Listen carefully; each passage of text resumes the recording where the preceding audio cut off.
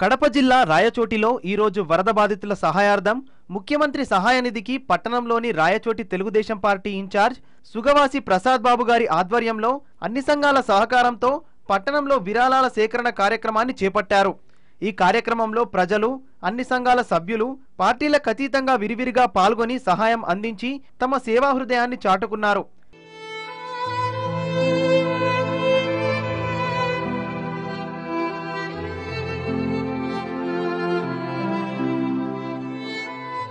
ఈ సందర్భంగా Rayachoti Telugu Desam party incharge Prasad Babu మాట్లాడుతూ విభజన నష్టం పూరించకముందే ఇటువంటి విపత్తు రావడం చాలా దురదృష్టకరమని, ఈ విపత్తు సృష్టించిన నష్టం అంచనా కూడా వేయలేమని, మా నాయకుడు అందుబాటులో ఉన్న సాంకేతిక పరిజ్ఞానాన్ని ఉపయోగించుకొని లక్షల మంది ప్రాణాలు కాపాడినా ఆస్తి నష్టం మాత్రం నివారించలేకపోయామని అన్నారు।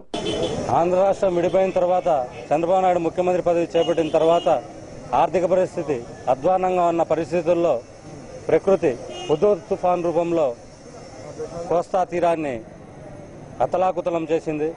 చంద్రబాబు నాయుడు గారు ఎంతో ముందు చూపుతో సాంకేతికతను ఉపయోగించుకొని ప్రజలను కాపాడాలని చూసినా ప్రకృతి ముందర అందరూ తలవంచక తప్పలేదు। దాదాపు 1,00,000 కోట్ల రూపాయల నష్టం సంభవించింది। వాళ్లకు మద్దతుగా చంద్రబాబు ముఖ్యమంత్రి సహాయ నిధికి విరాళాల సేకరణ కోసం మేము రాయచోట్లో ప్రజల దగ్గరికి వస్తే ప్రజలు చాలా సంతోషంగా వాళ్లకు ఏదో విధంగా ధన సహాయం చేసి అక్కడ ప్రజలను ఆదుకోవాలనే విధంగా ప్రజలు సహకరిస్తున్నారు। వాళ్ళందరికీ మా కృతజ్ఞతలు తెలుపుకుంటున్నాం రాయచోటి తరపున। అయినా కూడా వరద బాధితులకు రాష్ట్ర ప్రజలందరూ తెలుగుదేశం పార్టీ ఎల్లప్పుడూ అండగా ఉంటుందని భరోసా ఇచ్చారు।